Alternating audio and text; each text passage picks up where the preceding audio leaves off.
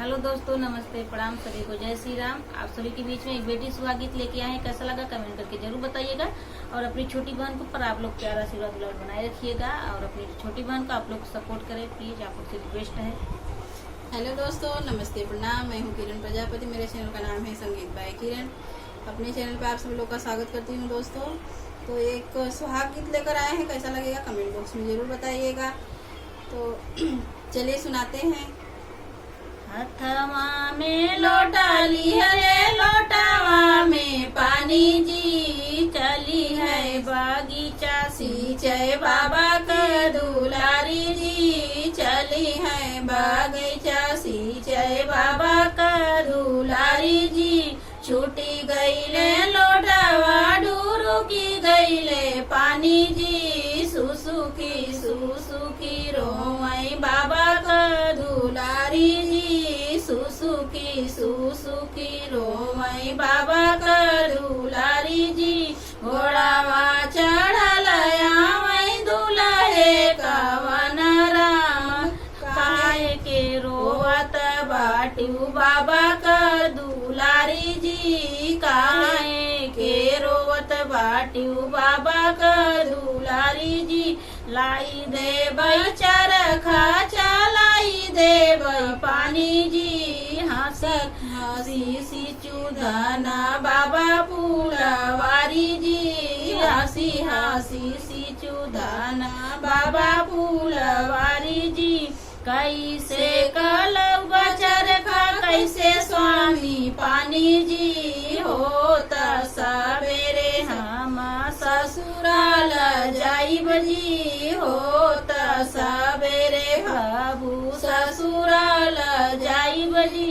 हथवा में लोटा लियले, लोटावा में पानी जी, चली है बागीचा सिंचाई चाचा की दुलारी जी, चली है बागीचा सिंचाई चाचा का दुलारी जी।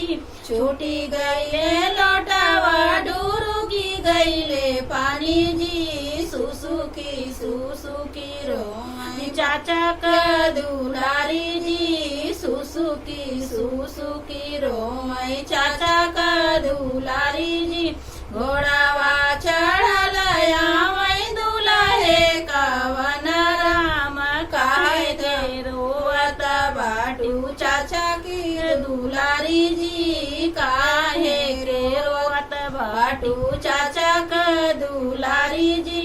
लाई देबै चरखा चलाई देबै पानी जी, हंसी चूधना चाचा फूलवारी जी, हंसी चूधना चाचा फूलवारी जी।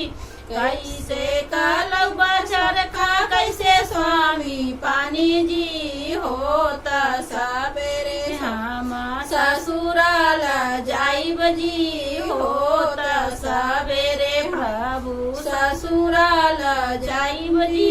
हथवा में लोटा लिहले, लोटावा में पानी जी, चली है बागीचा सिंचाई भैया की दुलारी जी, चली है बागीचा सिंचाई भैया का दुलारी जी। छूटी गईले लोटावा डूरुकी गईले पानी जी, सुसुकी रोई भैया का दुलारी जी, सुसुकी रोई भैया का दुलारी जी।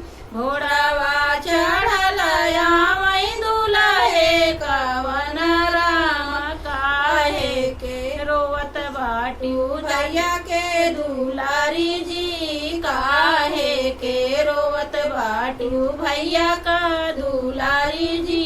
लाई देबै चरखा चलाई देबै पानी जी, लाई देबै चरखा चलाई देबै पानी जी। हंसी सुदाना भैया फूलवारी जी, हंसी सुदाना भैया फूलवारी जी। कैसे लौबा चरखा कैसे स्वामी पानी जी, होता सवेरे स्वामी ससुराल जाई बजी होत सवेरे प्रभु ससुराल जाई बजी।